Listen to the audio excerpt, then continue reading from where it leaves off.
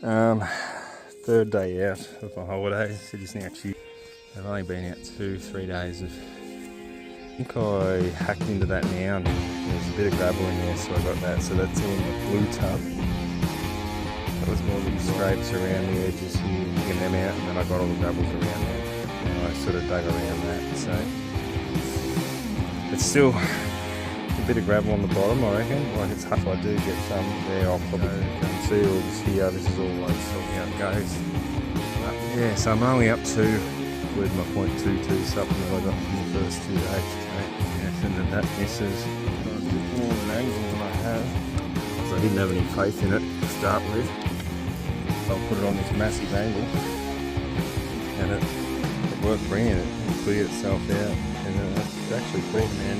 Run your dream mats, 11 degrees. That's good. 13 buckets to go. Yep. See what this looks like. So I don't have those Empress bars on the high bank car. It's not clogging. Can't really see any dancing around in there.